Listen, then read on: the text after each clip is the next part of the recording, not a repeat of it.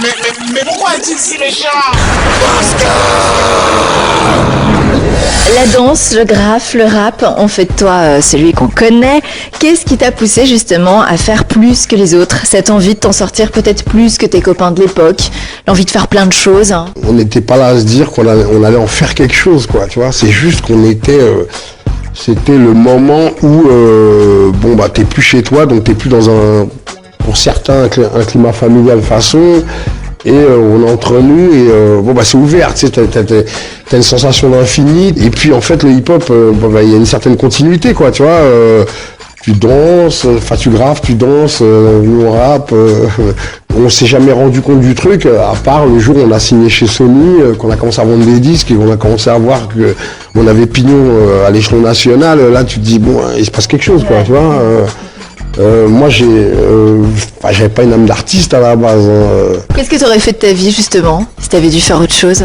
Tes rêves de gosse? Moi en fait quand j'étais jeune, pendant les repas de famille, quand arrivait la question, alors à l'école ça va, machin, nanana, donc mon père il devait avoir les pieds comme ça dans ses chaussures, tu vois, genre il se dit non mais faut pas lui demander l'école, faut pas nanana. D'ailleurs demandez-lui ce qu'il veut faire plus tard. Et moi j'aurais voulu être, tu te rappelles ce feuilleton Barretta? Tu sais, il avait un cacatoès dans sa chambre, il vivait dans une chambre de bonne et on savait pas s'il était drogué, flic ou détective privé. Ouais, et moi je voulais être le cacatoès. Je suis sur les starting blocks, négro, ça vient des blocs. J'habite encore mon bloc, sourcil froncé. Je m'y sens français comme un coq foncé. Chantant les deux pieds dans la merde, motherfucker.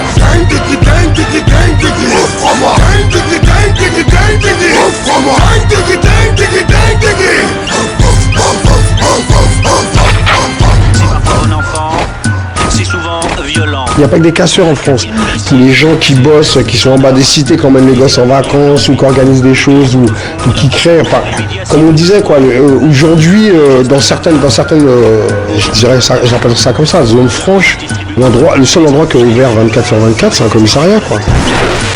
Tes années collège, t'en as gardé quel souvenir? Ça c'est de la merde, ça. Ça faut même pas que je raconte ce genre de truc. Pas terrible ça. Au-delà des résultats scolaires, c'était quoi, des bons délires avec des potes? Mais si j'ai fondu trop de neurones entre temps là pour pouvoir te raconter tout ça ou être même précis là-dedans, c'est juste tout ce que je peux te dire, c'est que je savais pas trop pourquoi j'allais à l'école en fait. Si c'était pour faire plaisir à mon père ou si c'était pour faire plaisir à mon père. Tu vois, c'est-à-dire que le côté pédagogique, moi je suis passé à côté. Le côté tu vas quand même pour toi, pour capter le minimum, un maximum d'infos, pour pouvoir un peu affronter quelque chose une fois que. Voilà, et je suis un peu passé à côté, quoi. Ouais. Voilà, donc voilà. C'était quoi ton échappatoire à cette époque-là? En fait, ce qu'il y a, c'est que je suis allé, j'ai fait le second, j'ai fait le public, j'ai fait le privé. Enfin, c'était,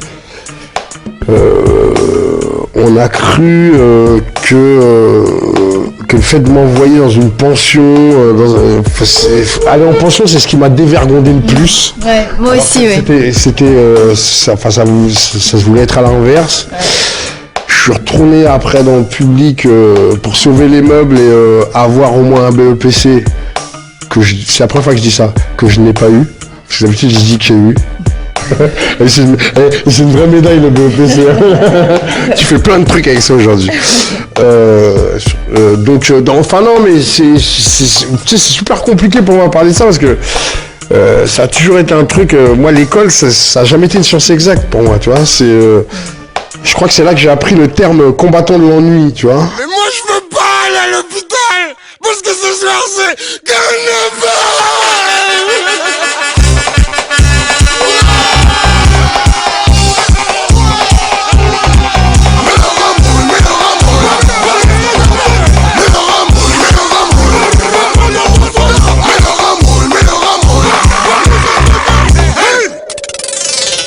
On dit qu'un homme qui creuse son trou finit par tomber dedans. Tu te souviens de la première fois que t'as smurfé? Ouais. Et c'est quoi qui a déclenché cette vocation? Des gens qui étaient des Américains, c'était au Trocadéro, je me rappelle, à Paris, et j'ai vu des mecs danser le Smurf et ça a été une révélation.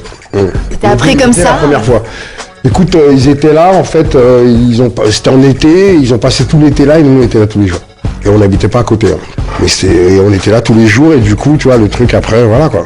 On sort d'une génération où ceux d'avant, c'était plus funk, disco, enfin tu vois, c'était plus une musique là où justement ça dansait pas mal, ça dansait pas mal le jazz funk et des trucs comme ça.